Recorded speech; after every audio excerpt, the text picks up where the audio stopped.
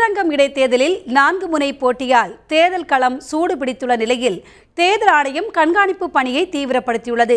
இது தொடர்பாக கூடுதல் தகவல்களோடு எமது செய்தியாளர் விஜயகோபால் காத்திருக்கிறார். அவரிடம் கேட்கலாம். விஜயகோபால், சொல்லுங்க, ஸ்ரீரங்கம் இடைத்தேர்தலில் தேர்தல் ஆணையம் என்ன மாதிரியான கண்காணிப்பு ஏற்பாடுகளை மேற்கொண்டு வருகிறது?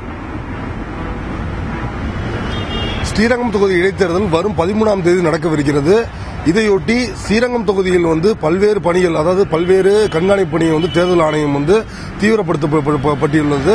குறிப்பாக சொல்ல வேண்டும் என்றால், ஸ்ரீரங்கம் தொகுதியை பொறுத்தவரை 2,70,129 வாக்காளர்கள் உள்ளனர்.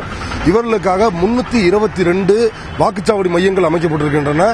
இது தவிர இந்த வாக்குச்சாவடி மையங்களில் எவ்வாறு பாதுகாப்பு பணிகளை மேற்கொள்வது, அதற்குண்டான மின்னணு வாக்குப்பதிவு இயந்திரங்கள் சரியாக செயல்படுகின்றனவா என்ற முதற்கட்ட பணிகளில் தற்போது அக்கறை காட்டி வரும் அதே நிலையில், இங்கு வாக்காளர்களுக்கு பணம் எதுவும் வழங்கப்படுகிறதா, அதுவும் கடத்தப்படுகின்றதா என்பதை கண்காணிக்கும் பணியிலும் தீவிரமாக ஈடுபட்டிருக்கிறது.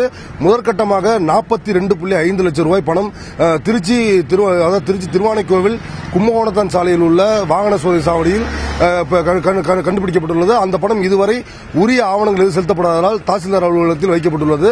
இதேபோல பல்வேறு பணிகள், அதாவது திருச்சி ஸ்ரீரங்கம் தொகுதியை பொறுத்தவரை பல்வேறு கண்காணிப்பு பணிகள், அதாவது பதட்டமான வாக்குச்சாவடிகள் என்ன, அதே போல எங்கெங்கு என்ன மாதிரியான பணிகளை அதிகாரிகள் மேற்கொள்ள வேண்டும் உள்ளிட்ட பல்வேறு பணிகளை தேர்தல் ஆணையம் மேற்கொண்டு வருகிறது. குறிப்பாக சொல்ல வேண்டும் என்றால், காவல்துறை தேர்தல் பார்வையாளராக வினோத்குமார் என்பவர் நியமிக்கப்பட்டுள்ளார்.